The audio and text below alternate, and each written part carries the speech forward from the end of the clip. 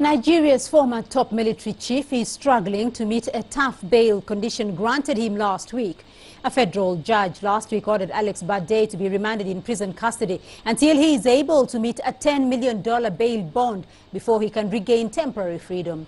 He is standing trial for allegedly stealing around $20 million while he was the head of the Nigerian military.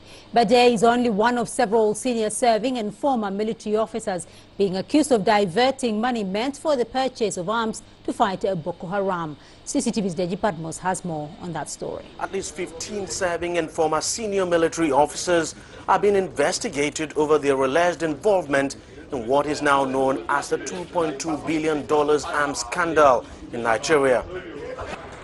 Prominent among the lords is Alex Bade, a retired Air Chief Marshal and the immediate past head of the Nigerian military.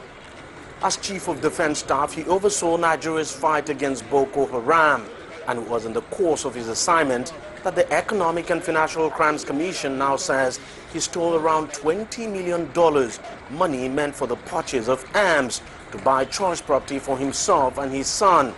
He's denied the accusation but remains remanded in prison custody pending when he meets a stringent bail condition of 2 billion naira, the equivalent of $10 million. I think that in the circumstances, the court is acting correctly, even if the court is acting for 5 billion. Because if there's an allegation that somebody has stolen billions, that they are no longer stealing thousands or millions, it's now billions. So why shouldn't the court ask for a billion bail condition, or shortage of that regard? So I think that the courts are acting correctly. More serving and former military chiefs are expected to appear in court in the coming days. The EFCC is still putting together its case against them.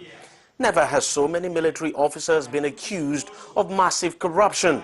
Political analyst Liberus Oshoma says it might only be a matter of time before the anti-corruption fight blows to the corridors of former rulers of the country. With what had happened, the president had set a new record that anybody can be tried, anybody can be brought to book, and laws must be obeyed, and the rule of law must prevail.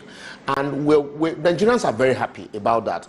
And then also they hope and wish for days where even former presidents also will be tried.